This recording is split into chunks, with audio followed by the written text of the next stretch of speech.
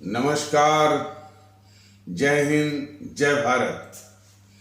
भारतीय अवाम ताकत दल अपने भारतीय भाई बहनों अर्थात अपने देश भारत की जनता अर्थात अपनी भारतीय अवाम से भारतीयता आधारित आपसी श्रद्धा, भारतीयता आधारित आपसी स्नेह, भारतीयता आधारित आपसी प्रेम, भारतीयता आधारित आपसी अखलाक मोहब्बत, भारतीयता आधारित आपसी सहयोग, भारतीयता आधारित आपसी सम्मान, भारतीयता आधारित आपसी एकता, भारतीयता आधारित आपसी भाईचारा तथा भारतीयता आधारित आपसी सद्भाव को समझने व उसे आत्मसात करके वैसा ही और उसी अनुसार आचरण एवं व्यवहार करने हेतु और इसके समस्त भारत में प्रचार प्रसार करने हेतु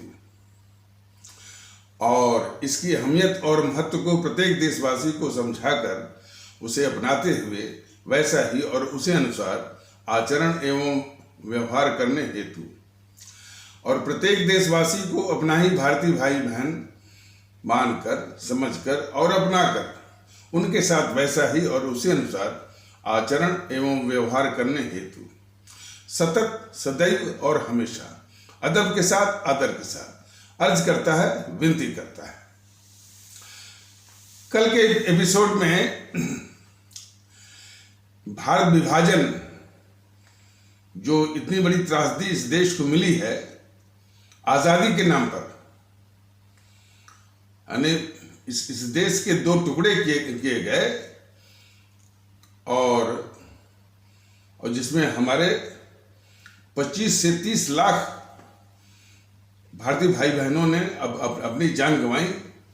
पाकिस्तान में भी जो मरे हैं इस मारकाट में वो भी अपने ही भारतीय भाई बहन हैं, क्योंकि पाकिस्तान भी वो भारत का ही हिस्सा है। ये मान्यता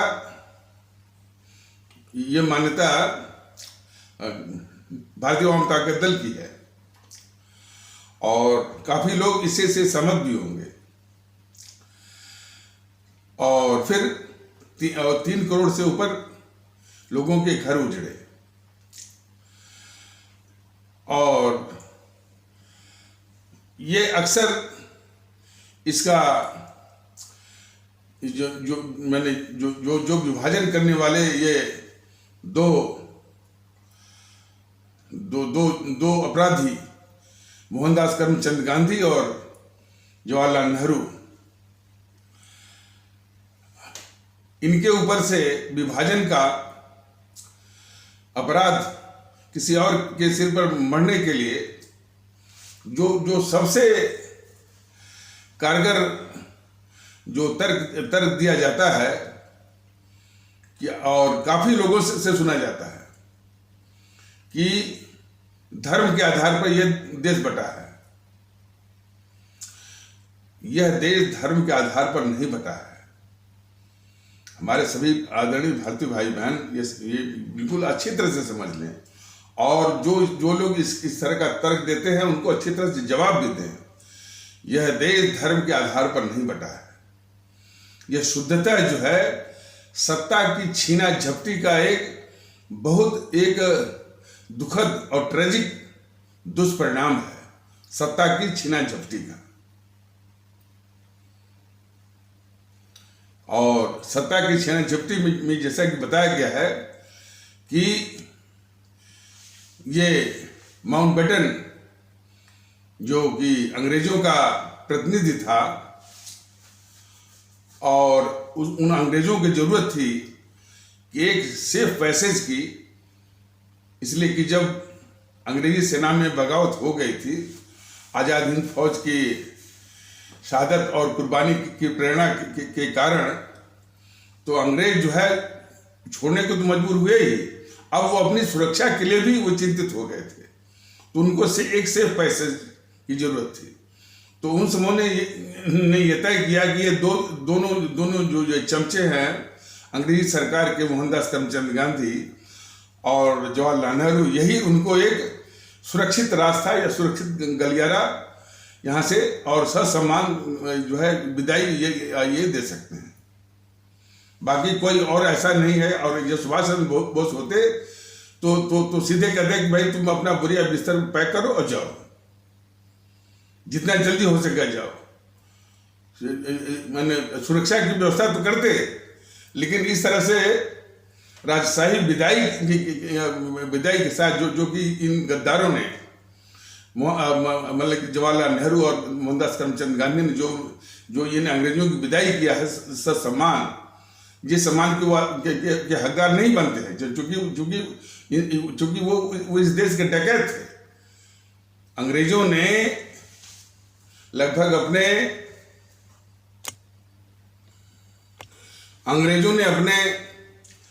लगभग 190 साल या 200 साल के शासन के अवधि में इस देश से लगभग $45 ट्रिलियन, $45 ट्रिलियन या लगभग 37 लाख करोड़ से लेकर के 38 लाख करोड़ की लूट मचाई थी यहाँ से। तो इतना लूट करके वो अंग्रेज गए थे यहाँ से। तो उन समूह ने इस देश को लूटा था, इस देश के डकैत थे वो, और हमारे देश के लोगों को सताया था और अत्याचार किया था। तो वो किसी तरह से वो उनकी पात्रता नहीं बनती थी कि उनको ससम्मान जो है उनकी विदाई की जाए। अमेरिका में भी जो जॉर्ज वाशिंगटन जो कि प्रथम राष्ट्रपति हुए थे अमेरिका में, तो उनको ससम्मान नहीं भेजा, क्या बस आप पैक करिए और जाइए वापस। तो सुभाष चंद्र बोस होते तो उनको बस ऐसे ही कि भाई आप अपना सामान पैक करिए, वापस जाइए इंग्लैंड, और सुरक्षा उनको जरूर होती, मतलब कि इस तरह से नहीं कि उनको मारपीट करके, लेकिन बाइज्जत विदाई जो है यही दोनों गद्दार जवाहरलाल नेहरू और मोहनदास करमचंद गांधी ने इसका इंतजाम किया। तो अंग्रेज भी ये चाहते थे कि भाई सत्ता जो है सिर्फ नेहरू को मिले, लेकिन वही जो मैंने बताया कि उन्होंने एक तरीका अपनाया कि भाई वो जो अंतरिम मंत्रिमंडल बनेगा 1946 में, उसका प्रधानमंत्री वही होगा जो कांग्रेस का अध्यक्ष होगा। कांग्रेस का अध्यक्ष के चुनाव में एक भी कांग्रेसी जो है वो नेहरू के समर्थन में नहीं आया, और उसमें के कांग्रेस के लोगों ने ये जान करके जो है कांग्रेस का अध्यक्ष का चुनाव किया कि जो कांग्रेस का अध्यक्ष बनेगा वही अंतरिम मंत्रिमंडल का प्रधानमंत्री होगा। तो 15 में से 12 इकाइयों ने प्रस्तावित किया था सरदार वल्लभ भाई पटेल के पक्ष में, और एकाध या दो जो है वो सीता भी रमैया पट्टा भी रमैया के पक्ष में, या एकाध या दो जो है जेबी कृपलानी के पक्ष में। इस नेहरू के पक्ष में एक भी कांग्रेसी नहीं था। और जो इसने इतनी जो साजिश किया इस मोहनदास करमचंद गांधी ने, वह उस समय कांग्रेस का प्राथमिक सदस्य भी नहीं था। यह विचित्रता थी।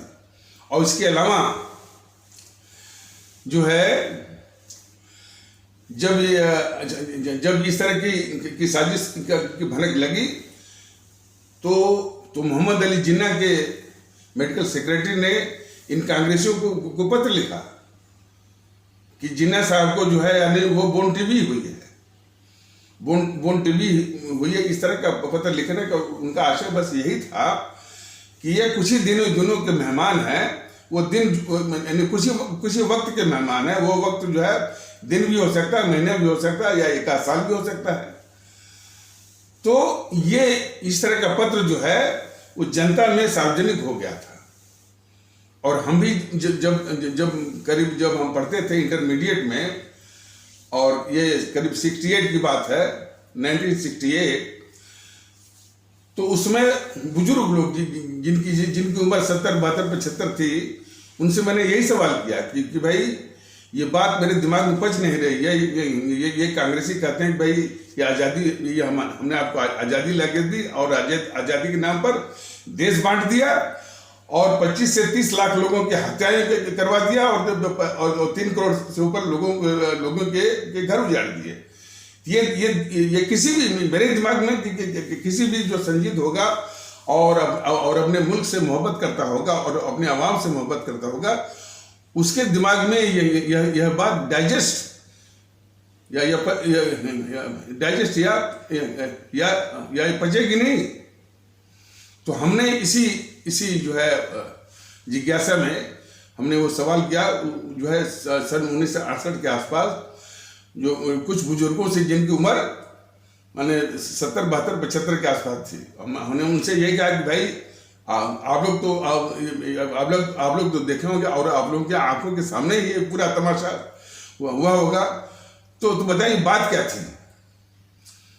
तो उन लोगों ने जो बात बताई, कहे कि पूरे देश में कुछ ही अपवादों को छोड़ करके पूरे देश में एक आम राय थी कि देश का प्रधानमंत्री जो है, वैसे तो सुभाष चंद्र बोस तो वो पली पसंद थे, अब वो सुभाष चंद्र बोस को इन सबों ने गायब कर दिया, बल्कि नेहरू ने मरवा ही दिया। तो उनका कि यदि तो अब यही बच गए नेहरू और जिन्ना।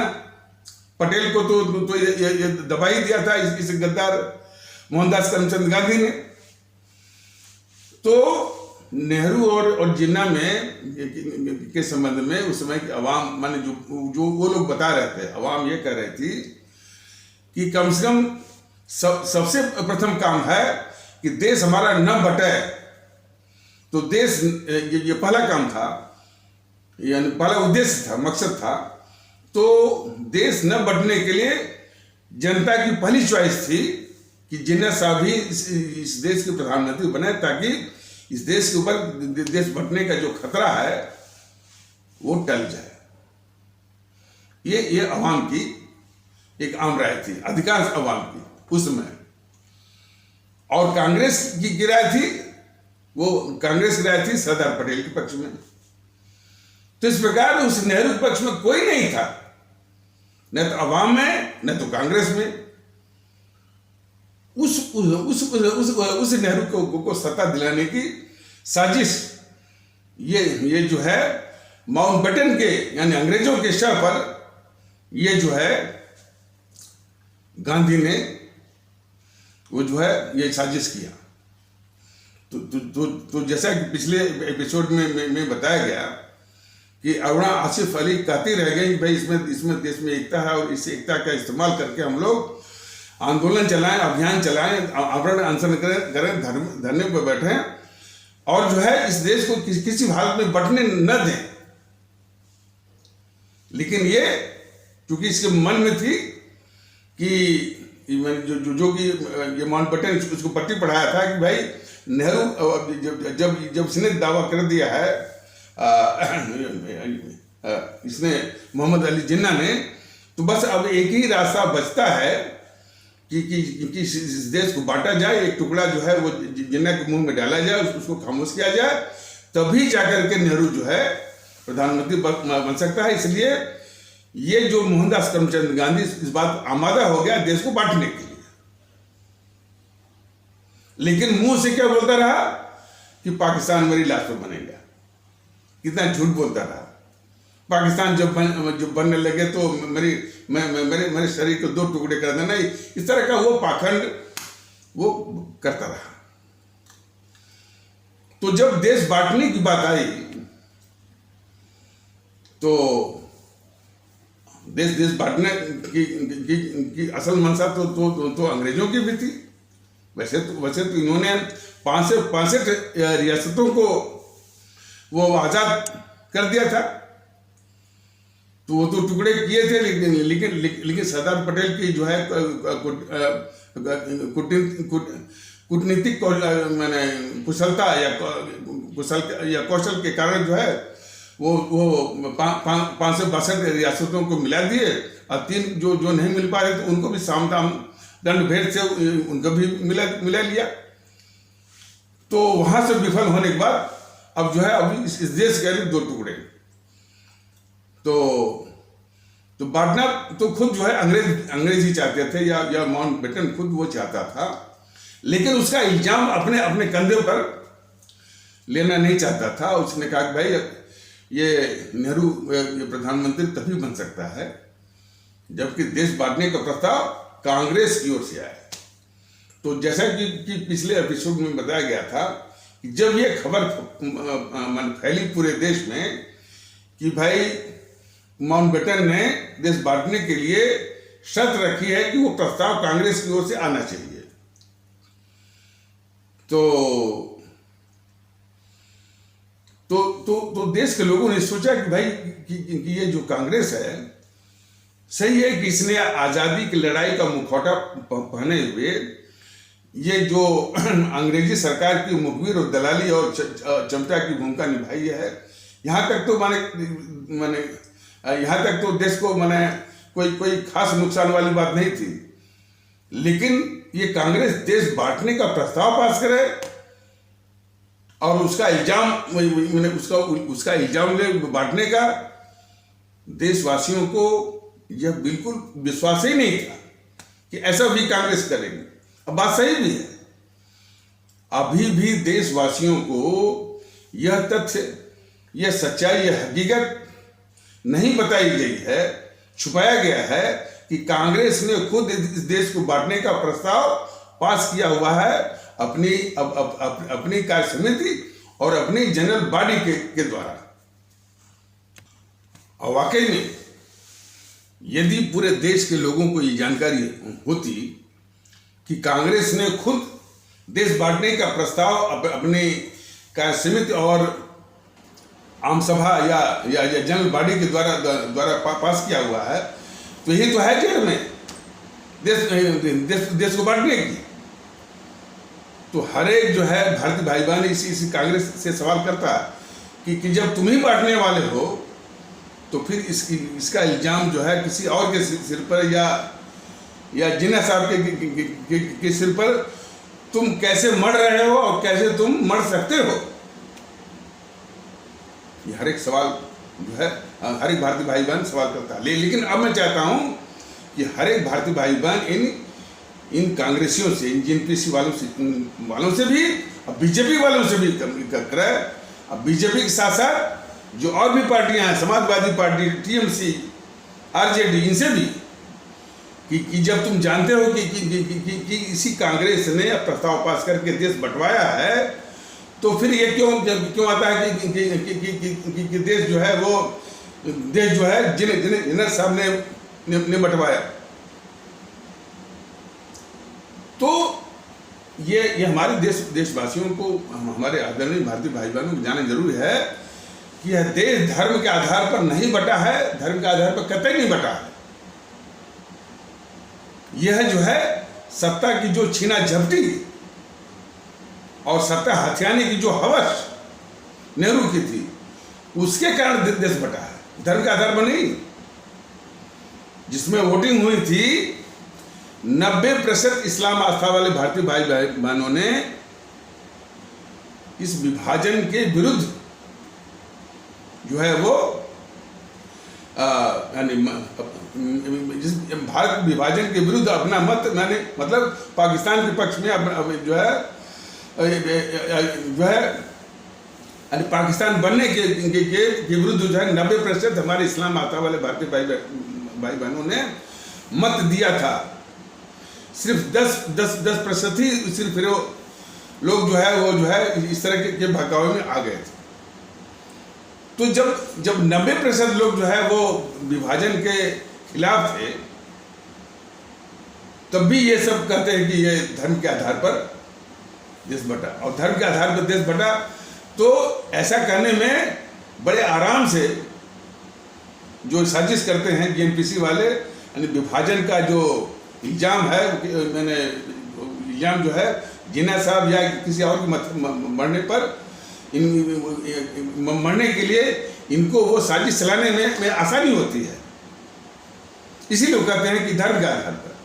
तो हमारे आदरणीय भारतीय भाई बहन ये पहले अच्छी तरह से मैंने इसको जान लें, समझ लें। और इस तरह का सवाल जो है सभी पार्टियों से, जीएनपीसी से भी, बीजेपी से भी, और जो है समाजवादियों से भी, बहुजन समाजवादियों से भी, आरजेडी वालों से भी, टीएमसी वालों से भी, एनसीपी वालों से भी, अकालियों से भी, सबसे कि देश बांटने का प्रस्ताव जो है, देश बांटने की जिम्मेदारी सिर्फ कांग्रेस है, जिसने प्रस्ताव पास करके देश को जिसने प्रस्ताव पास करके अपनी कार्यसमिति और अपनी जनरल बॉडी के द्वारा प्रस्ताव पास करके देश को बंटवाया है। ये वास्तविकता है। धर्म के आधार पर देश नहीं बटा, और इसीलिए अब लोगों ने देखा कि कुछ सिरफिरे किस्म के हैं अब इस देश में, इसी के आधार पर तर्क देते हैं। किस आधार पर कहते हैं कि जो मतलब कि जो इस तरह की बात चलाते हैं कि यह देश धर्म के आधार पर चला है, जो इस तरह की बात चलाते हैं वही इस तरह का तर्क देते हैं कि मुसलमान धर्म के आधार पर एक देश भी ले लिए और यहाँ वो रह भी गए। ये जो तर्क चलाने वाले हैं इसी के आधार पर कि यह देश जो है धर्म के आधार पर बटा है, तो फिर चले धर्म के आधार पर कतई नहीं बटा है। ये सत्ता की छीन झपटी या नेहरू की सत्ता हथियाने की हवस का ये शिकार हुआ। लेकिन अफसोस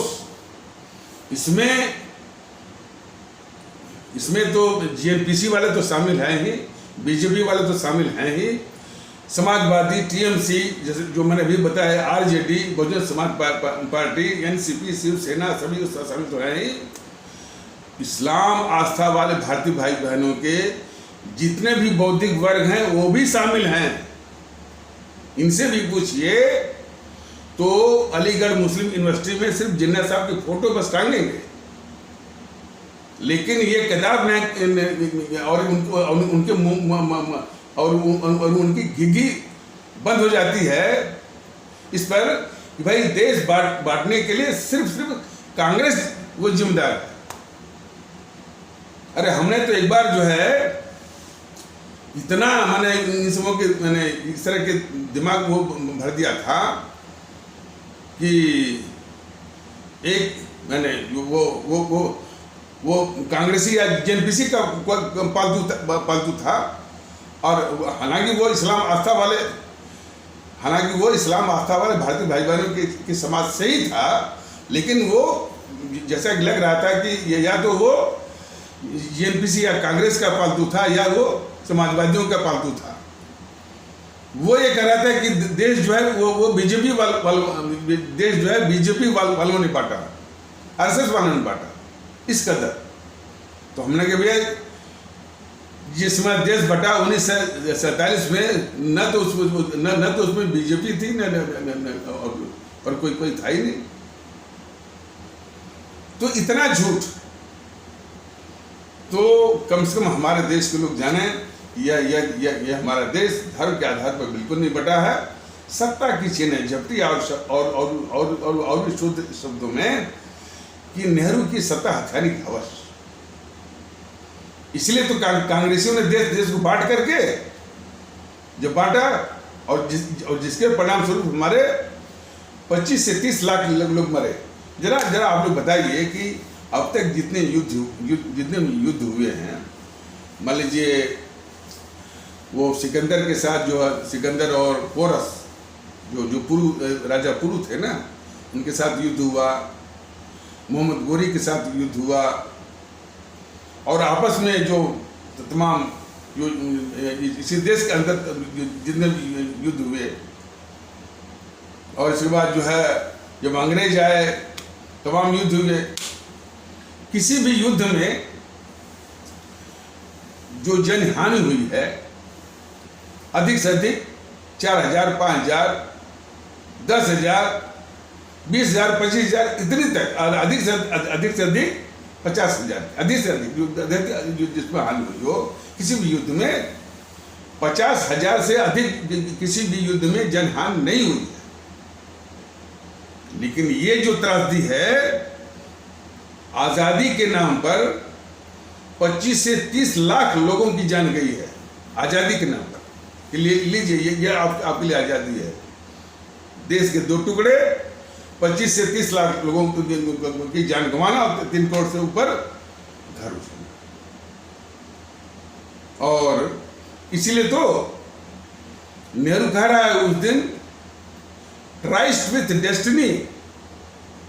इसका मतलब होता है सौभाग्य के साथ साक्षात्कार, सौभाग्य के साथ सामना, सौभाग्य के साथ मिलन। मतलब कि सौभाग्य खुल जाना। बस सही है भाई। जिस नेहरू के पक्ष में कोई है हो ही ना तो कांग्रेस हो न तो देश हो, और उसको सत्ता यदि मिल जाए भारत की, तो सौभाग्य तो खुल ही गया उसका, ट्रस्ट विद डेस्टिनी हो गया उसका। लेकिन देश का क्या हुआ? 2 टुकड़े में बटा, 25 से 30 लाख लोगों ने जान गंवाई और 3 करोड़ से ऊपर यानी ऊपर वो घर उजड़े। और जो पाकिस्तान बना भी, वो पड़ोसी के रूप में रहने के लिए नहीं बना। वो भारत विरोधी अंतर्राष्ट्रीय साम्राज्यवादी ताकतों के गोद में जाके बैठा। और वो जो भारत विरोधी अंतर्राष्ट्रीय साम्राज्यवादी ताकतों ने उस पाकिस्तान का इस्तेमाल भारत के खिलाफ किया। भारत को हमेशा भारत पर हमेशा चाकू चलाना और उसका खून बहाना। 3 चच्चर युद्ध हुए, सन 47 का, 65 का, 71 का, 98 का या 99 का, छिटपुट और ऊपर से आतंकवाद को अमेरिका जो है बराबर समर्थन करता रहा। आतंकवाद को ये भी हमारे देश के लोग जाने जरूरी है कि आतंकवाद की समस्या जो अमेरिका के सामने लाता था, तो वो इसको पाकिस्तान प्रायोजित आतंकवाद मानता ही नहीं था। कहता था भाई ये दक्षिण एशिया की समस्या है, आप लोगों के बीच की समस्या है, इसको आप आपस में ही जो है वो सुलझिए, वो सुलझाइए। लेकिन वही जो 9/11 यानी मतलब कि 11 सितंबर 2001 को जब अमेरिका में आतंकवादी हमला हुआ, तब उसकी समझ में आया पहली बार कि आतंकवाद क्या होता है। और उसने उसके बदले पूरा जो है वो अफगानिस्तानी जो है वो तबाह कर दिया।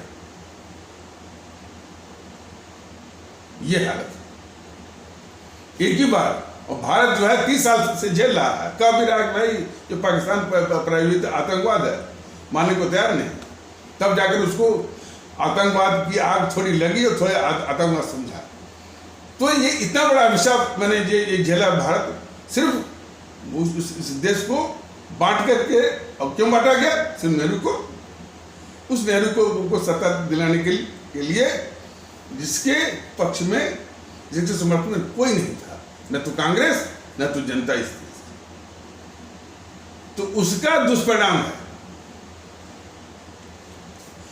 फिर तो इस नेहरू ने इस देश के खिलाफ गद्दारियों पर गद्दारियां करता गया। वो पूरा कश्मीर मामले को इसने उलझा दिया। पीओके जो है जीता नहीं जा सका, इसलिए कि इसने एक तरफा अपनी जीतती हुई सेना पर जो है इसने जो है युद्ध विराम थोपा। और फिर इस मसले को जो संयुक्त राष्ट्र संघ ले गया, संयुक्त राष्ट्र संघ में भी कोई समस्या के रूप में नहीं, बल्कि भारत पाकिस्तान के बीच में एक डिस्प्यूटेड, एक विवादास्पद मुद्दा बनाते थे। इतना बड़ा गद्दार था ये। और चाहता तो भाई मैंने ये जो पाकिस्तान से त्रस्त होता है भाई तो पाकिस्तान को के खिलाफ शिकायत के रूप में उसको ले जाता। लेकिन वो कश्मीर जिसका विलय भारत में अंतिम और पूर्ण रूप से हो चुका था, भारत का अभिन्न अंग हो चुका था, उस कश्मीर को ये गद्दार नेहरू संयुक्त राष्ट्र संघ ले जा रहा है। ये वैसे ही है कि जैसे कोई परिवार है, उसकी जमीन है, जमीन उसकी, और वो व्यक्ति उस परिवार का व्यक्ति जो है या मुखिया जो है, उस जमीन का मसला जो है पंचायत के पास ले जा रहा है। लीजिए, जमीन खुद उस परिवार की है, उस खानदान की है। तो इस किस्म का गद्दार था वो नेहरू। फिर तो उसने बयान दिया कि कश्मीर की भाग का फैसला कश्मीर के लोग करेंगे, जन्म संग्रह के द्वारा करेंगे। और फिर उसने ये संविधान की स्पेशल धारा, यानी विशेषाधिकार वाली, विशेष दर्जा वाली 370 और 35 से, इतनी खतरनाक धारा, और उस धारा के अंतर्गत जम्मू कश्मीर भारत के आर्थिक संसाधनों का इस्तेमाल करेगा, भारत के आर्थिक संसाधनों पर ही पलेगा, लेकिन भारत का कोई नियंत्रण नहीं होगा।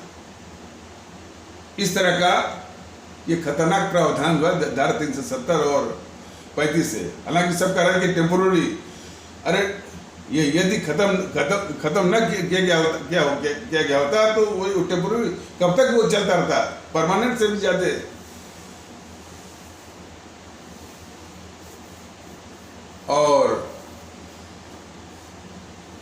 और ये व्यवस्था करके उसने, इस गद्दार नेहरू ने जम्मू कश्मीर में अलगाववादियों, पाकिस्तान परस्तों और आतंकवादियों का एक स्वर्ग बना दिया।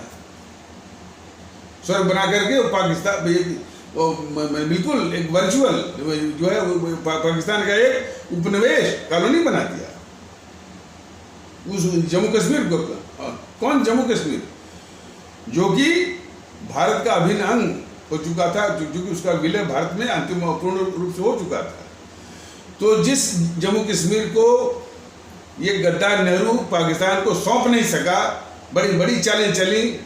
अब अपनी सेना जो जीत रही थी, बल्कि पाकिस्तानी सेना जो कि कबीलियों के भेष में आई थी, पूरे जम्मू कश्मीर में फैल गई थी, उसको खदेड़ रही थी अपनी भारतीय सेना। अपनी जीतती हुई भारतीय सेना पर इसने जो है वो एक तरफा युद्ध विराम थोपा इसने। और इसके बाद इस मामले को वहाँ ले गया, संयुक्त राष्ट्र संघ भी ले गया। इसने बयान भी दे दिया कि जम्मू कश्मीर के भाग का फैसला जम्मू कश्मीर के ही लोग अपने वो जो है जनमत संग्रह या प्लेबिसाइट के द्वारा करेंगे।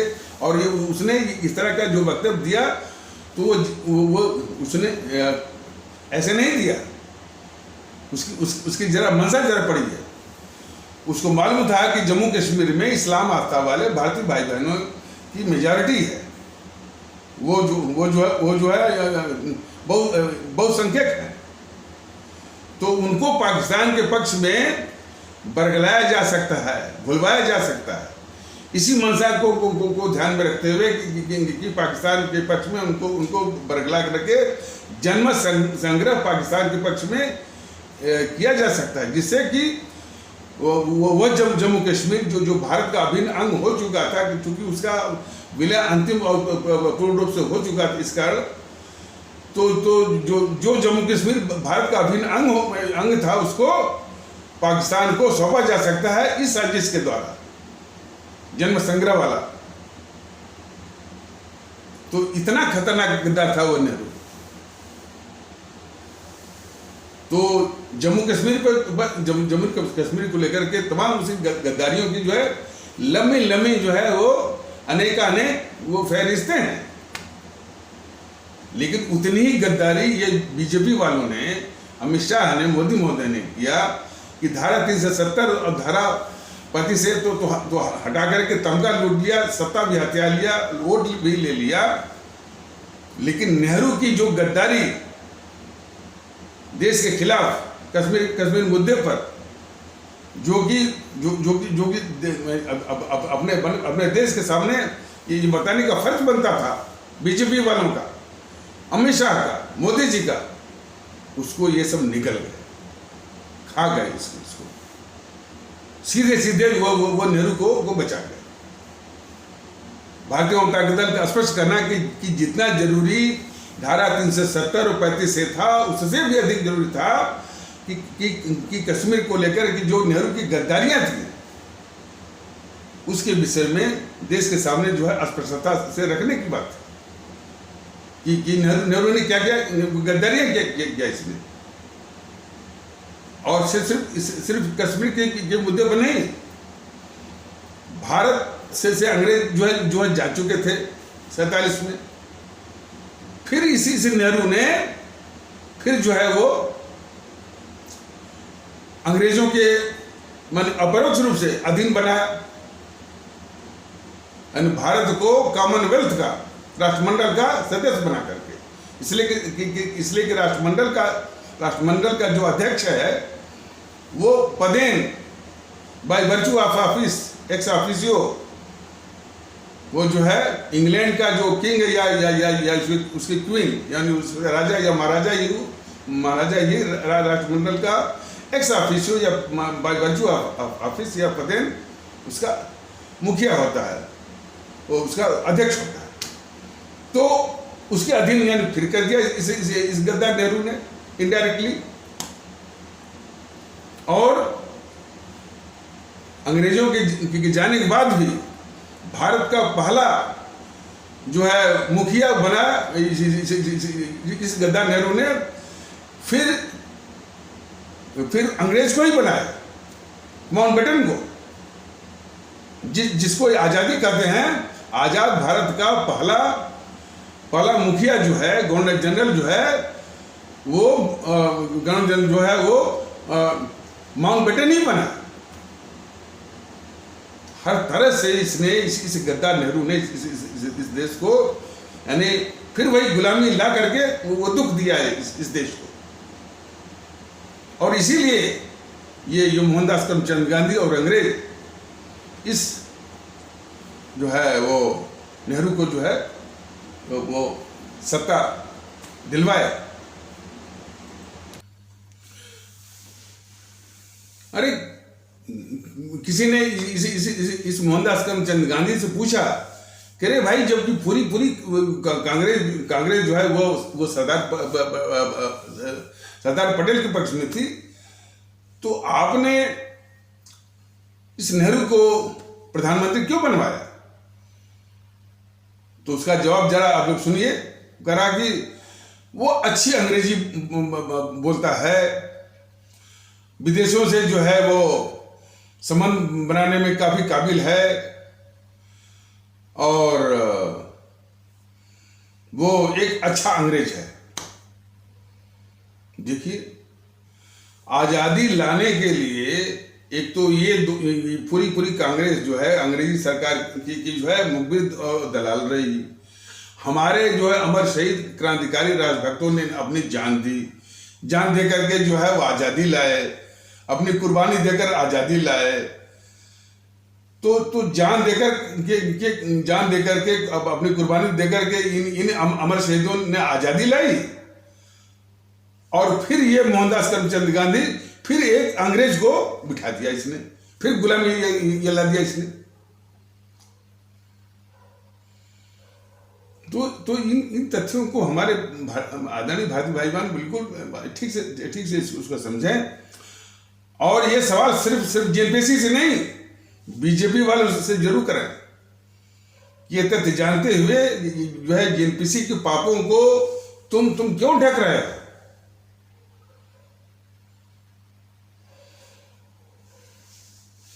और इसके बाद तो मैंने बताया था कि ये नेहरू जो है माउंटबेटन से मिलकर के जो दस्तावेज बनवाया,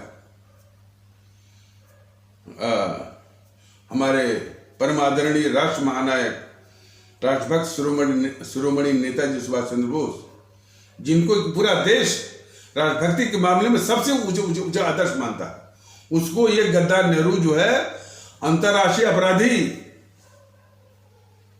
बनाने वाला जो दस्तावेज बनवाया इस गद्दार नेहरू ने। इसको इसको इसको हमारे सभी आदरणीय भारतीय भाई बहन, सभी देशवासी इसको ध्यान से समझें। और उस दस्तावेज में एक व्यवस्था भी दी गई थी कि यदि ये सुभाष चंद्र बोस इस भारत में पाए जाएं तो उनको ये सरकार या नेहरू उनको पकड़वा करके इंग्लैंड को सौंपेगा। यह भी व्यवस्था उसमें दी गई थी। इस कदर गद्दारी किया है इसने, नेहरू ने। और एक बात और कि एक तो इस नेहरू ने हमारे परम आदरणीय राष्ट्र महानायक राजभक्त शिरोमणि नेताजी सुभाष चंद्र बोस को रूसी शासकों से मिलकर के रूस के जेलों में निर्मम यातनाओं के साथ मरवाया, नंबर 1। और फिर एक झूठी कहानी बनवाई कि उनकी मृत्यु जो है वो हवाई जहाज दुर्घटना में हुई। खैर उसके विषय में विस्तार से बता दिया गया है। और फिर और ध्यान भटकाने के लिए इन सबों ने एक चाल और चली, गुमनामी बाबा अयोध्या वाले, कि यही सुभाष चंद्र बोस है, ये सुभाष चंद्र बोस है। और जब भी सुभाष चंद्र बोस की जयंती आती है तो ये जीएनपीसी का चमचा, घोर चमचा, जो न्यूज 24 है, वो न्यूज 24 चैनल किसका है? राजीव शुक्ला का है, जो कि एक कांग्रेसी चमचा है। तो उसकी जो पत्नी है, बीबी है, वो अनुराधा प्रसाद जो है, वो बराबर ये बोला करती है गुमनामी बाबा, गुमनामी बाबा। और सिर्फ इसलिए कि देशवासियों का, हमारे आदरणीय भारतीय भाई बहनों का, या हमारे आदरणीय भारतीय आवाम का, जिस साजिश के तहत इस नेहरू ने अपने नेताजी सुभाष चंद्र बोस की हत्या करवाई थी, उधर किसी का ध्यान न जाए, इसीलिए। तो एक जो है गुमनामी बाबा का भी, इसके बाद फिर क्या कि ताशकंद में सुभाष चंद्र बोस उनसे मिले थे। सब झूठी कहानी है, सब झूठी। सिर्फ जो है नेहरू की उस गद्दारी या साजिश, जिसके तहत इसने रूसी शासकों से मिलकर के हमारे नेताजी को मरवाया था, यानी उस साजिश को ढकने के लिए या उधर से ध्यान वो भटकाने के लिए।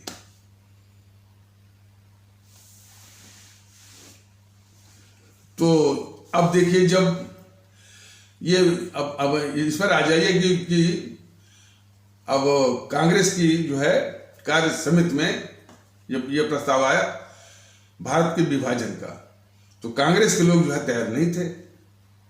क्यों तैयार होते भाई? इतना बड़ा इल्जाम वो अपने मत्थे पर हमेशा इस तरह का ऐतिहासिक कलंक क्यों लेते हो? तो कांग्रेस के लोग जो है तैयार नहीं थे भारत विभाजन का प्रस्ताव पास करने के लिए। कांग्रेस की जो कार्य समिति में जो कांग्रेस के लोग थे वो तैयार नहीं थे। लेकिन ये गद्दार मोहनदास करमचंद गांधी क्या क्षमा बाधा वहां पर, क्या कुतर्क दिया। कुतर्क उसने ये दिया कि ये जो नेहरू है, ये माउंटबेटन के सामने वो धमकी दिया है।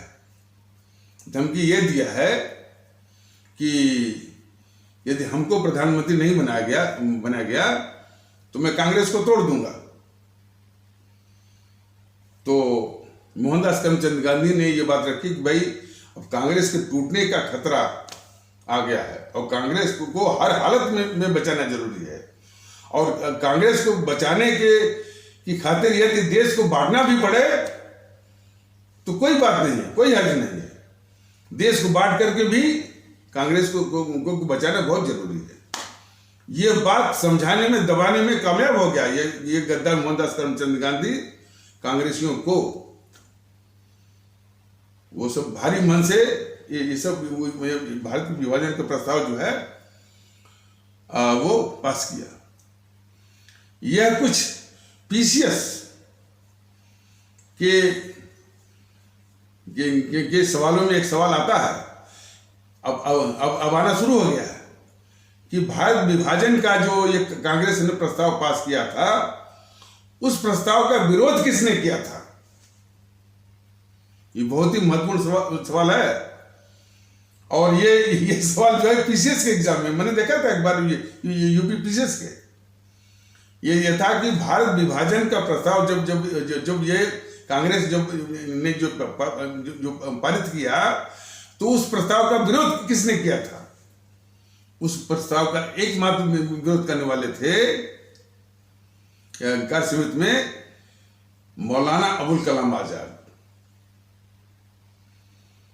उस मौलाना अबुल कलाम आजाद के खिलाफ ये बोलता है पुष्पेंद्र कुलश्रेष्ठ कि यूट्यूब वाले सर जो है मौलाना आजाद जो है के खिलाफ क्यों नहीं बोलते हैं? भारत विभाजन का प्रस्ताव ये सब माने दबाव डाल करके मोहनदास करमचंद गांधी और नेहरू जो पास करवा रहे हैं, मौलाना आजाद जी उसका विरोध कर रहे हैं, तब भी एक गद्दार पुष्पेंद्र कुलश्रेष्ठ हमसे ये उम्मीद करता है कि मैं जो है मौलाना आजाद के खिलाफ मैं बोलूं। इसलिए तो बराबर मैं ये निवेदन करता हूं अपने आदरणीय भारतीय भाई बहनों से, खास करके हमारे हिंदू सनातन आस्था वाले भारतीय भाई बहनों से, कि इस पुष्पेंद्र कुलश्रेष्ठ की गतिविधियों को कुचलिए। ये बहुत खतरनाक किस्म का गद्दार है वो इस देश का। हमेशा नफरत फैलाने का ये इसने एजेंसी जो है वो खोल रखी है। और हमको तो संदेह है इसकी फंडिंग जो है जीएनपीसी भी करती होगी और चीन से भी आती होगी। ठीक से इसकी जांच हो ना तो निश्चित ये निकल आएगा। चीन के ही लोग, कम्युनिस्ट के लोग, जीएनपीसी के लोग हमसे चाहते हैं कि किसी न किसी बात को लेकर के इस देश में नफरत फैलती रहे, और उसका सबसे बड़ा एजेंट है ये पुष्पेंद्र जो है वो कुलश्रेष्ठ। हमेशा कहता है कि कहाँ हिंदू सनातन, कहाँ इस्लाम, और कहाँ एक सागर और एक छोटी सी दरिया। अरे तुम कौन होते हो? मैंने कई बार बताया भी है कि पुष्पेंद्र कुलश्रेष्ठ तुम कौन होते हो जी? स्वामी विवेकानंद से अधिक तुम विद्वान नहीं हो, उनसे अधिक ज्ञानवान नहीं हो। स्वामी विवेकानंद की किताबें पढ़िए, वो सभी पंथों के आदर की बात कहते हैं। स्वामी विवेकानंद ने माने हिंदू दर्शन को विश्व के सामने रखा, वहां पर शिकागो में पार्लियामेंट ऑफ रिलीजन में। लेकिन भारत में जब आए तो हिंदू सनातन की जितनी भी कमियां हैं, उस कमियों के लिए उन्होंने हिंदू सनातन के पंथ को बहुत बुरी तरह जो है वो लताड़ा। तो अपने देश में कमियों को लताड़ा, लेकिन बाहर जब उनको प्रस्तुत करना था तो इसके महान आदर्श को प्रस्तुत किया। तो फिर भी स्वामी विवेकानंद ने बराबर कहा कि चाहे इस्लाम पंथ हो, चाहे ईसाई पंथ हो, चाहे जैन पंथ हो, उन्होंने कहा सबके आदर की बात उन्होंने कही है। तो हमारे स्वामी विवेकानंद से अधिक न तुम अधिक तुम जानकार हो, न तुम उनसे अधिक विद्वान हो, न उनके बराबर जो है न उनके बराबर तुम सम्माननीय हो। तुमको क्या अधिकार बनता है किसी और पंथ की आलोचना करना? और वैसे भी हमारा देश का संविधान बन गया है, वो हमारा पंथ अच्छा हो, बुरा हो, कुछ भी हो, उसके जो मानने वाले हैं बस उनसे भारतीय जनता दल बस यही दरख्वास्त करता है और अपेक्षा करता है कि सामूहिक जीवन में, आपसी जीवन में, राष्ट्रीय जीवन में, भारतीय जीवन में किसी पंथ की कोई भूमिका नहीं होनी चाहिए। यहां चूंकि ये वातावरण भारतीयता का है, जो भी आपकी जो पंथ से संबंधित जो भी क्रियाएं हैं, विधियां हैं, जो संस्कार की बातें हैं, वो व्यक्तिगत रूप से आप निभाइए। सामूहिक के रूप में कोई जुलूस वगैरह आपको निकालना है, जिसमें ताजिया है वो भी है, और मान लीजिए दुर्गा पूजा का जुलूस है, या ये जो सिख पंथ वाले भारतीय भाई बहनों का भी कोई जुलूस है, तो उसकी बाकायदा अनुमति, और वो अनुमति जो है subject to the public order, यानी कानून व्यवस्था। और जनता की सुविधा को देखते हुए। तो ये बराबर निवेदन किया गया है भारतीय जनता दल के द्वारा कि ये इस पुष्पेंद्र कुलश्रेष्ठ को हमारे हिंदू सनातन आस्था वाले भारतीय भाई बहन अच्छी तरह से इसको समझ में लें, इसकी गतिविधियों को कुचलें और इससे सभाओं को शून्य करें। और सिर्फ इसी को डील करने से कुछ नहीं होगा। इनके कई वो जुड़वा भाई भी हैं, जैसे असदुद्दीन ओवैसी और अकबरुद्दीन ओवैसी, शफीकुर रहमान वर्क, टी.एस. हसन, यति नरसिम्हानंद सरस्वती, वामन मेश्राम, ये सब के सब जो है पुष्पेंद्र कुलश्रेष्ठ के जुड़वा भाई हैं सब। यह एक दूसरे के खिलाफ बोलते भी नहीं है, क्योंकि जो काम पुष्पेंद्र कुलश्रेष्ठ कर रहा है वही काम जो है असदुद्दीन ओवैसी कर रहा है दूसरे मंच से। तो ये आपस में ये कहते भी नहीं है एक दूसरे के, लेकिन सब ये मिलकर के देश में नफरत फैलाने की एजेंसी खोल रखी है।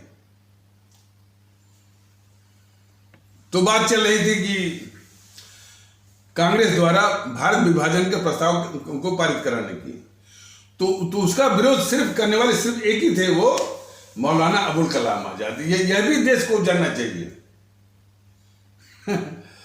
तो अब फिर जब आम सभा से पारित होने वाली बात आई तो उसे भी पारित हुआ। जब ये आम सभा से भी जब पारित हुआ तो NWFP north western frontier province के नेता थे खान अब्दुल गफ्फार खान। उनके 4 नाम हैं, खान अब्दुल गफ्फार खान, बादशाह खान, या फ्रंटियर गांधी या सीमांत गांधी, 4 उनके नाम हैं। वो उसी समिति में ही उसी मीटिंग में ही रो पड़े। उन्होंने ये कहा कि इन कांग्रेसियों ने हमको उन भेड़ियों के जो कि विभाजन चाहते हैं उनके हवाले कर दिया है। ये इन कांग्रेसियों ने ये देश बांटने का प्रस्ताव पास करके वहीं पर रो पड़े। और इस कांग्रेस को यानी इतनी खतरनाक यानी गद्दारी के लिए, यानी गद्दारी मतलब देश बांटने के लिए सैफुद्दीन किचलू साहब इतने बड़े देशभक्त इस कांग्रेस को खूब लता रहे। शायद इन जेएनपीसी वालों ने, जेएनपीसी के इतिहासकारों ने सैफुद्दीन किचलू का नाम नहीं लिया होगा, लेकिन देश को जानना चाहिए, जनता भी होगा। सैफुद्दीन किचलू साहब वही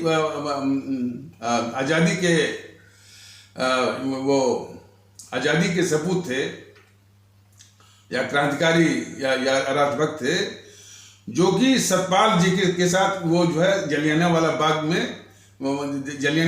की जेल में बंद थे। सतपाल जी और ये सैफुद्दीन किचलू साहब, इन्हीं 2 मैंने स्वतंत्रता सेनानियों को छुड़ाने के लिए जो है वो उधर जलियांवाला बाग के आसपास के हमारे भारतीय भाई बहन उस बैसाखी के दिन इकट्ठा हुए थे, मैंने आंदोलन किए थे इनको छुड़ाने के लिए। तो वही जनरल डायर ने चारों ओर से दरवाजा बंद करके गोली को चलवाया था। और वो जलियांवाला बाग जो गोलीकांड, हत्याकांड का जो हमारे भारतीय इतिहास में एक बहुत बदनुमा दाग है। तो सैफुद्दीन किचलू साहब वही थे जो कि सतपाल जी के साथ मैंने जो हमारे राष्ट्रभक्त क्रांतिकारी थे या स्वतंत्रता सेनानी थे सतपाल जी के साथ, वो सैफुद्दीन किचलू साहब। उन्होंने जब ये कांग्रेस ने देश विभाजन का जो प्रस्ताव पास किया, बहुत लताड़ लगाई। और वैसे कांग्रेस विभाजन का प्रस्ताव का सीमित में सिर्फ एक आदमी ने विरोध किया, वो किसने? मौलाना अबुल कलाम आजाद ने।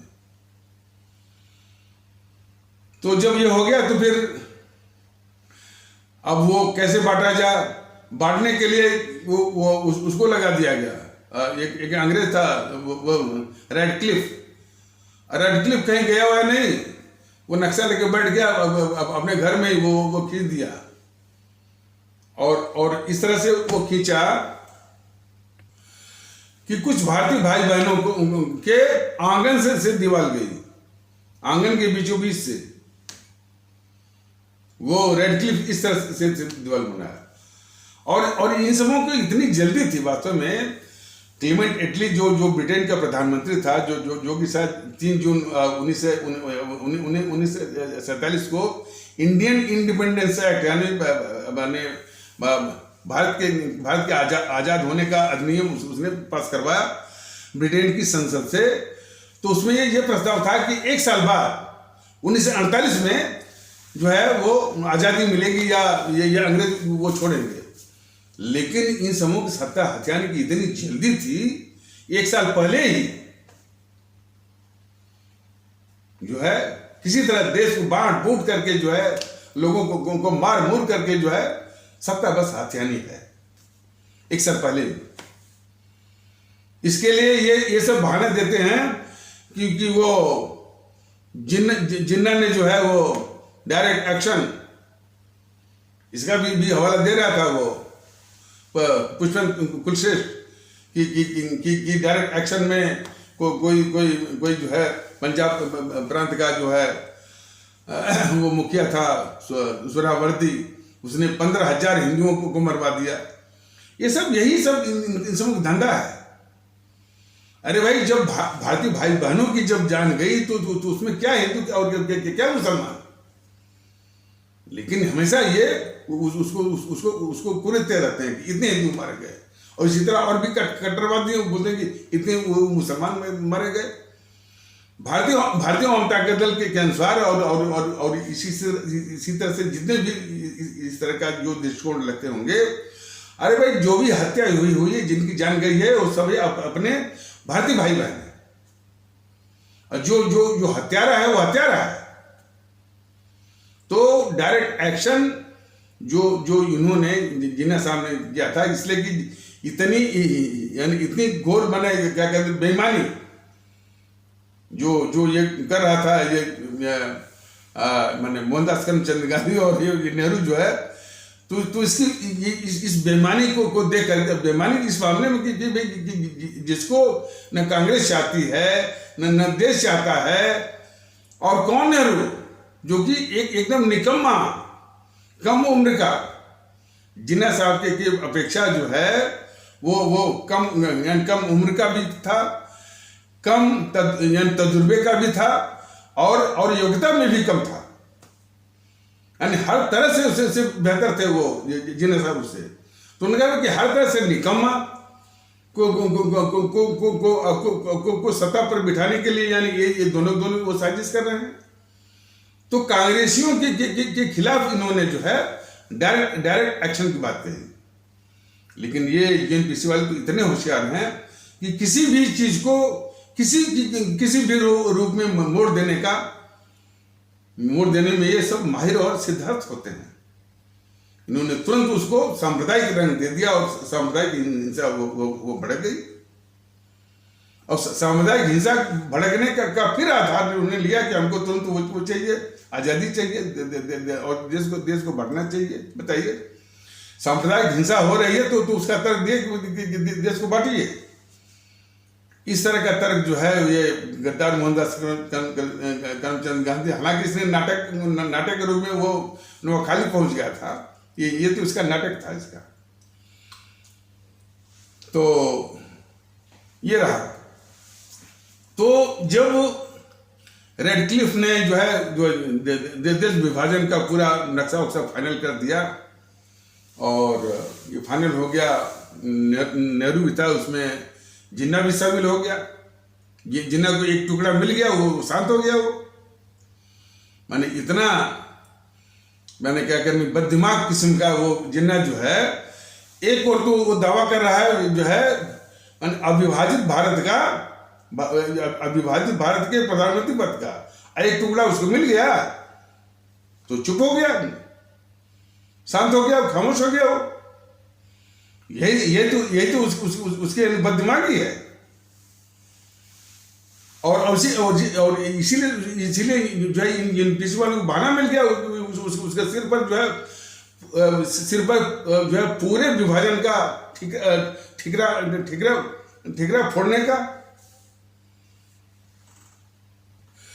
तो जब फाइनल हो गया तो फिर इसके बाद अब ये गांधी जो है उसने आम सभा बुलाई लोगों की, उसके सामने ये कह रहा है कि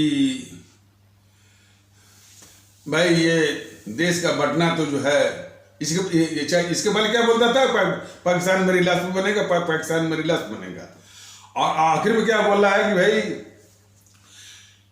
हम आपकी इच्छा को टाल नहीं सकते, जब आप खुद ही चाहते हैं कि देश बटे तो कैसे हम उसको कैसे हम उसका अनादर कर सकते हैं, कैसे उसको हम टाल सकते हैं। कुल मिलाकर जो है देश विभाजन का ठिकरा जो है जनता के ऊपर इसने फोड़ दिया। यानी देश विभाजन का ठिकरा इस मोहनदास करमचंद गांधी ने वो जनता के ऊपर वो फोड़ दिया। और जो है एनपीसी वाले जो है इसका इल्जाम जो है जिन्ना साहब के मते मैंने अब तक फोड़ रहे हैं, एनपीसी वाले भी और बीजेपी वाले भी, और बीजेपी अकेले नहीं है, जितनी भी पार्टियां हैं सब। तो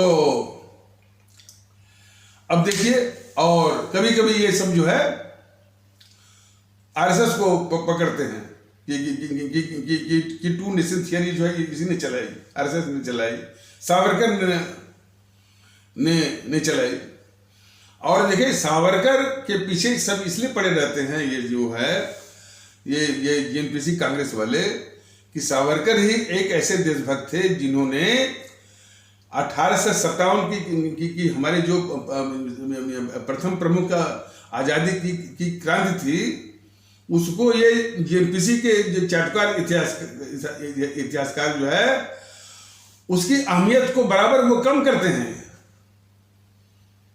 वो कहते हैं कि इसमें देशभक्ति नहीं थी, राष्ट्रवाद नहीं था, और जो है ये अंग्रेजों के खिलाफ नहीं, बल्कि ये जो जमींदारों और जो है राजाओं और नवाबों के खिलाफ था, इसमें कोई एकता नहीं थी, ये सीमित दायरे में था। तमाम तरह की बातें। देशभक्ति तो तब आई जब जो है कांग्रेस बनी 1885 में, इसी तरह कहता है। लेकिन हमारे वीर सावरकर ने जो किताब लिखी कि फर्स्ट वार ऑफ इंडिपेंडेंस जो है 1857 में लिखी, तो और इसीलिए तो इसकी पोल खुली ना इन कांग्रेसियों की। तो इसीलिए ये कांग्रेस वाले जो है हमेशा वीर सावरकर के पीछे पड़े रहते हैं। और कौन सावरकर, जो कि माने 35-36 साल जेल में रहे बेचारे, और उसमें 12-13 साल जो है कठिन यातनाओं वाला। लेकिन और तर्क इन सबों के क्या रहता कुतर्क कि इन्होंने अंग्रेजों से माफी मांगी। ये बिल्कुल गलत है। अंग्रेजों से माफी मांगने वाला वो गद्दार मोतीलाल नेहरू है। जब वो कैसे है कि जब ये मैंने जब ये जवाहरलाल नेहरू युवक था, इसको राजनीति में उतारने की कोशिश कर रहा था उसका बाप जो है मोतीलाल नेहरू। तो मोतीलाल नेहरू ने अपने बेटे जवाहरलाल नेहरू को किसान आंदोलन शायद 1916 या 17 की बात है, तो जो पंजाब में किसान आंदोलन हुआ था उसी में उसने शामिल करा दिया। और शामिल कराते ही वो जेल में बंद हो गया। ये जेल में ये जवाहरलाल नेहरू जेल में बंद हो गया। जेल से छुड़ाने के लिए इस मोतीलाल नेहरू ने माफी मांगी कि भाई अब आइंदा से अंग्रेजों के खिलाफ जो है ऐसी कोई कार्रवाई नहीं करेगा ये जवाहरलाल नेहरू। तो अंग्रेजों से माफी मांगने वाला मोतीलाल नेहरू था, सावरकर नहीं थे। लेकिन सावरकर के पीछे अकेले जेएनपीसी नहीं, ये सब पूरी खास करके ये असदुद्दीन की पार्टी वाले, समाजवादी पार्टी वाले सब एक स्वर से जो है वो चिल्लाते हैं। और यही नहीं, सावरकर को बीजेपी वाले जो है देशभक्त कहते हैं, लेकिन जब वो जेएनपीसी कहते कि नहीं इन्होंने माफी मांगी तो फिर ये जेएनपीसी का साथ भी देते हैं। यही तो दोगलापंथी है बीजेपी वालों की।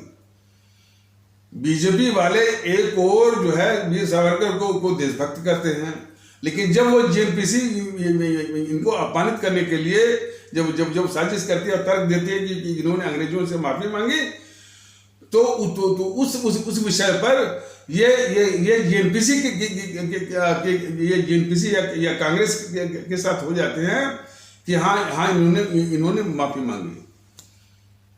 और ये कोई यानी वो मामूली बात से नहीं। ये राजनाथ सिंह केंद्रीय रक्षा मंत्री के रूप में संसद में कह रहे हैं कि हाँ ये वीर सावरकर ने अंग्रेजों से माफी मांगी थी, लेकिन वो माफी जो है वो मोहनदास करमचंद गांधी के कहने पर मांगी थी। एक छोटा सा वो राइडर वो लगा दिया।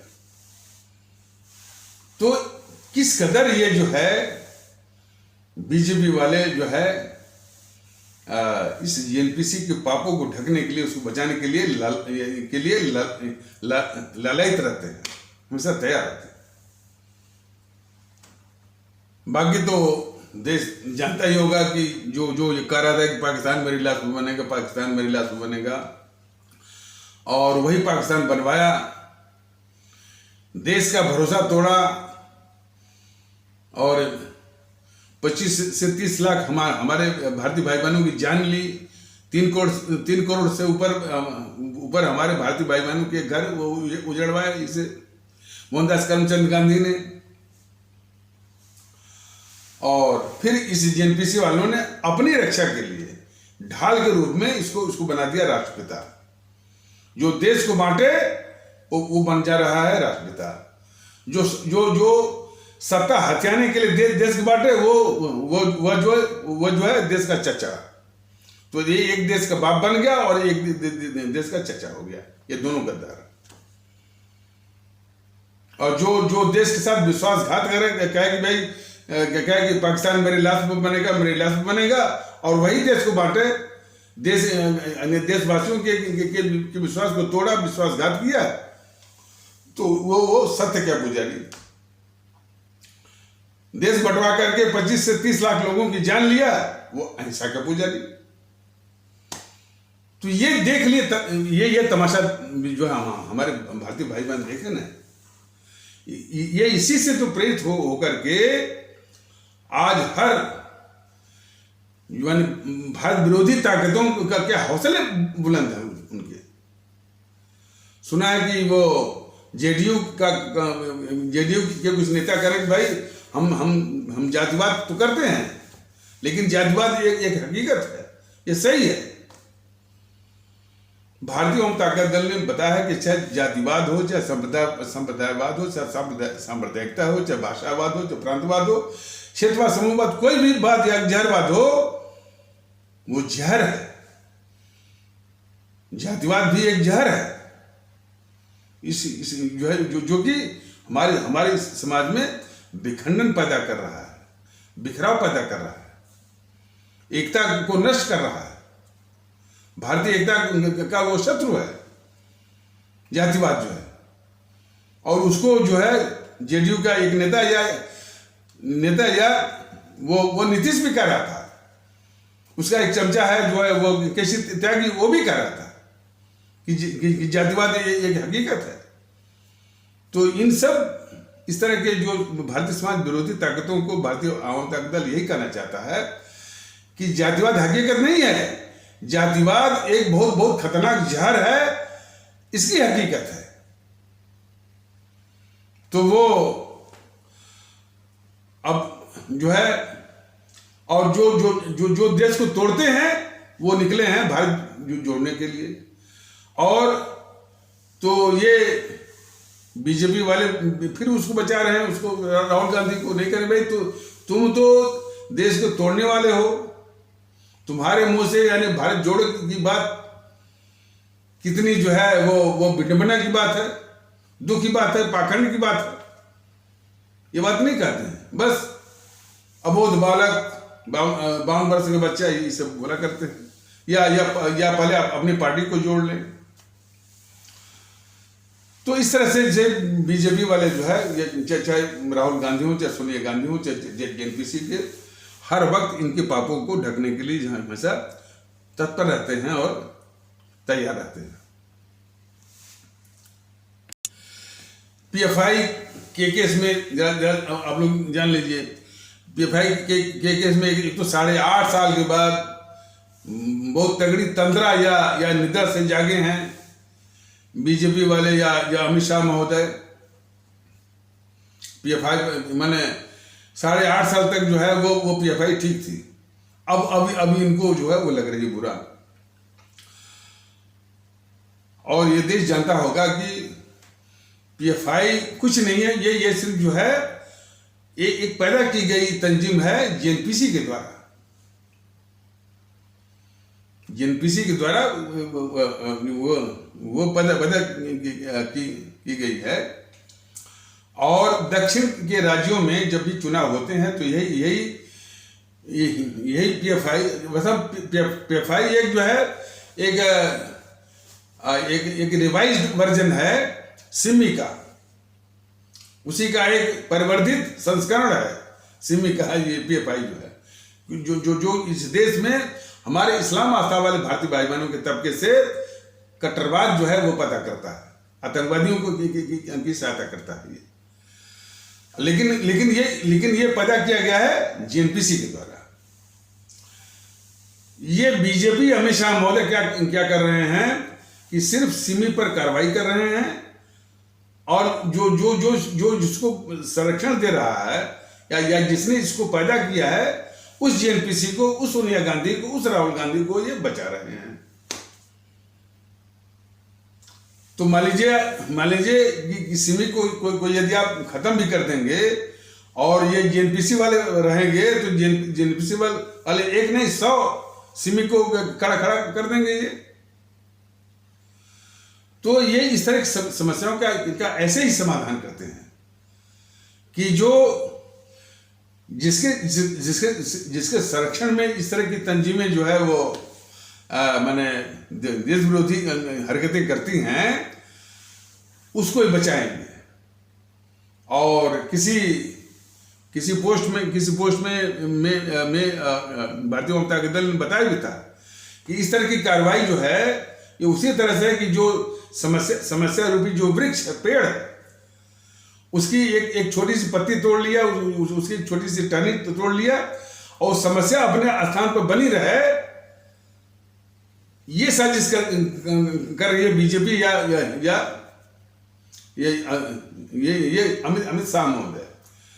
यदि देश से वाकई में सिमी को खत्म करना है, डीपीआई को खत्म करना है और पीएफआई को खत्म करना है, तो आपको जेएनपीसी को खत्म करना होगा, वो भी समूल। तो तभी जाकर के पीएफआई सिमी या एसडीपीआई जो खत्म होगी।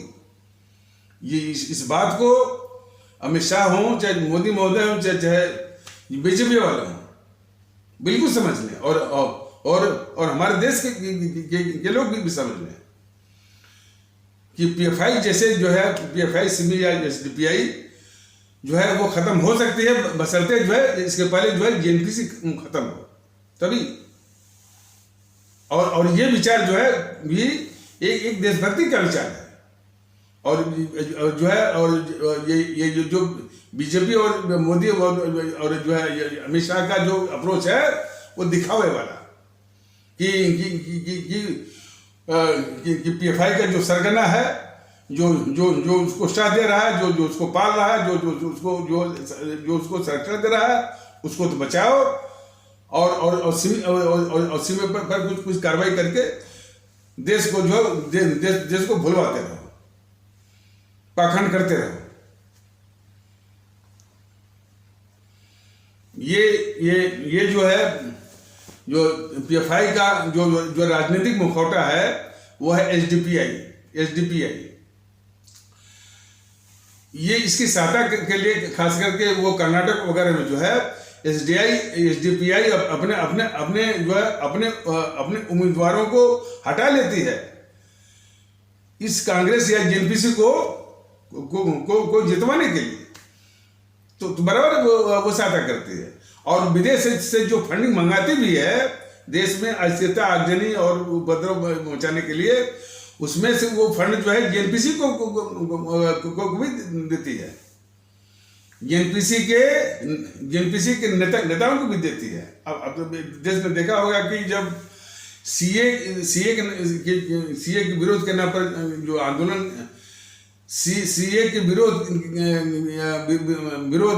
के आंदोलन के नाम पर जो हिंसा हुई, तो इसी पीएफआई ने लगभग 200 करोड़ वो मंगवाए थे। उसमें से 90 करोड़ कपिल सिब्बल जो कि उसमें वो कांग्रेस में था, कपिल सिब्बल को इन पीएफआई वालों ने दिया था।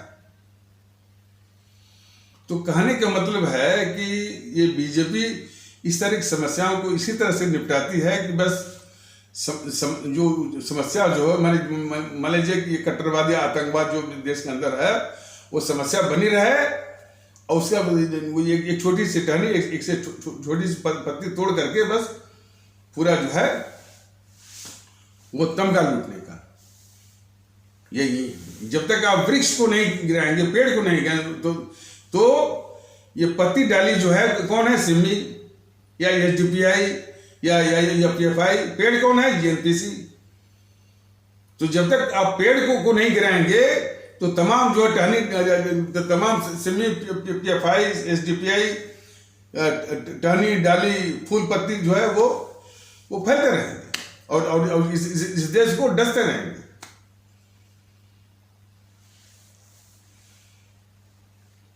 आपने देखा होगा कि जो ही एसडीपीआई पर कार्रवाई हुई, राहुल गांधी की भारत जोड़ो, भारत जोड़ो तो था नहीं, वो था भारत तोड़ो यात्रा ही जो है वो बंद हो गई।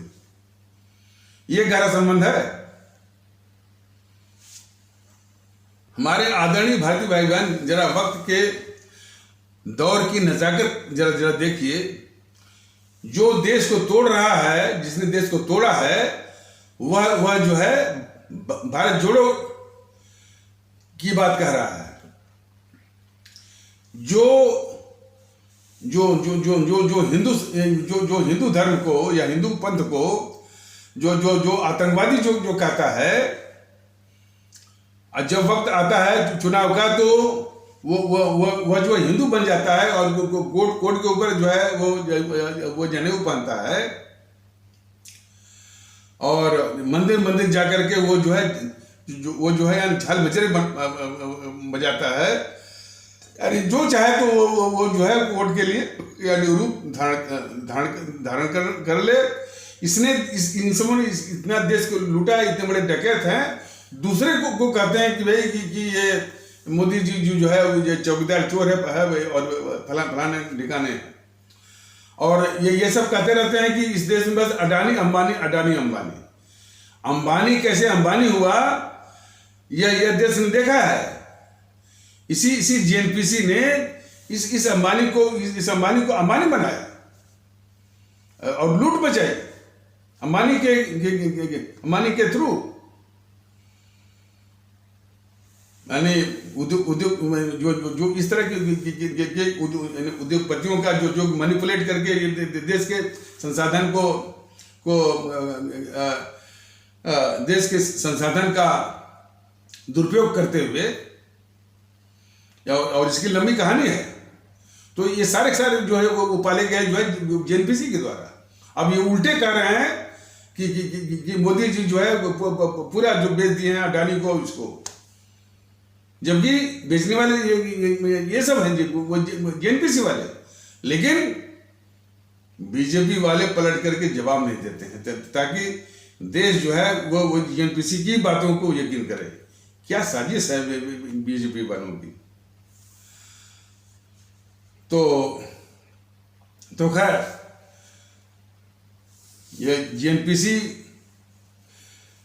जो है को समाप्त होना जरूरी है, लेकिन वो उसके समाप्त होने की शर्त यह है कि इस जेएनपीसी को जो अमृत ये प्रदान कर रहा है, या आपने रामायण में देखा होगा कि रावण को जो प्रहार कर रहे थे प्रभु श्री राम जी, तो वो मरता नहीं था। एक सिर कटे तो दूसरा सिर निकल आता था, दूसरा कटे तो तीसरा सिर निकल आता था, वो मरता नहीं था।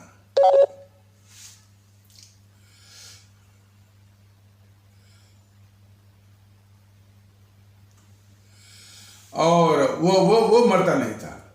तो इसके बाद जो है उसको प्रभु राम जी को बताया गया कि नहीं, इसके नाभि में अमृत है। तो प्रभु राम जी ने उसके अमृत को सुखाया, अब प्रहार किया, तब जाकर के वो मरा। उसी प्रकार जो है जेएनपीसी को अमृत देने वाला ये बीजेपी है।